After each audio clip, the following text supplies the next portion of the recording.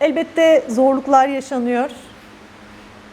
Ama önemli olan bu zorlukların mutlaka bir şekilde çözülebileceğini düşünmek. Özellikle kadınların analitik becerilerinin daha gelişmiş olduğu söyleniyor. Bilimsel çalışmalar var bununla ilgili.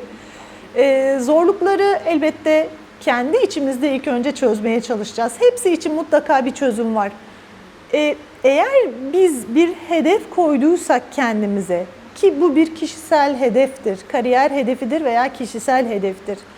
Bir hedef koyduysak kendimize, o hedefte ilerlerken her zaman için zorluklarla karşılaşırız ve onların üstesinden gelmeye çalışırız. Burada da aynı şey söz konusu. Bir yönetim kurulunda çalışıyorsanız yaşadığınız, karşılaştığınız zorluklar elbette olacaktır. Ve siz bunları çözmek için bir takım tedbirler alırsınız. Bakarsınız, eğer işe yaradıysa devam edersiniz. Aldığınız tedbir işe yaramamış olabilir, başka bir şey denersiniz. O işe yarar. Yani böyle bir döngü içerisinde sürekli bir düzenleme ya da işte yanlışları düzeltme ya da sorunları çözme gibi bir yaklaşımınız olmalı. Siz bu yaklaşım içinde olursanız zaten işi gerektiği gibi yapabilirsiniz ya da o kurulun üyeliğini, getirdiği sorumlulukları siz gerektiği gibi yapabilirsiniz. Böyle bir durumda asla unutmamamız gereken şey, başkalarına her zaman için örnek oluyoruz. Kendimizden küçüklere ya da kendimizden büyüklere. Çünkü ben mesela benden büyük insanların da, kadınların da ailemde veya çalışma hayatımda veya işte tanıdığım çevrede teşvik ediliyorum. Çok güzel şeyler yapıyorsun. Keşke bizim de böyle bir fırsatımız olsa dediklerini duyuyorum.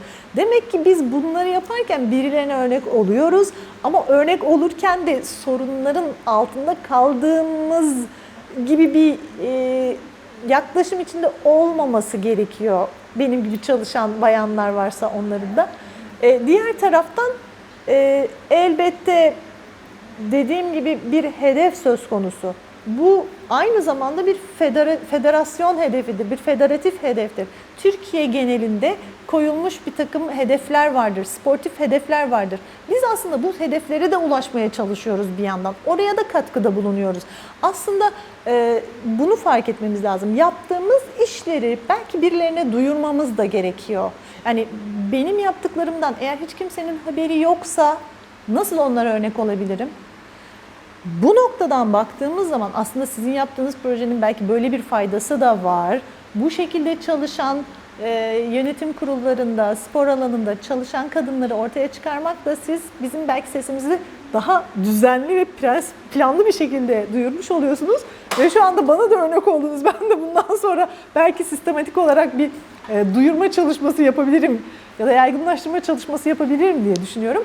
Onların da yapması gereken, kesinlikle iyi bir şey yapıyorlar, doğru bir şeyler yapıyorlar, ülkeye katkıda bulunuyorlar, gençliğe katkıda bulunuyorlar, geleceğe katkıda bulunuyorlar ve bunları olabildiğince duyurmaları, paylaşmaları, sanıyorum bunu önerebilirim onlara. Yaptıkları güzel işleri başkalarıyla paylaşsınlar. Elbette sosyal medyadan olabilir ama nitelikli bir şekilde belki evet, bu sanıyorum önerim.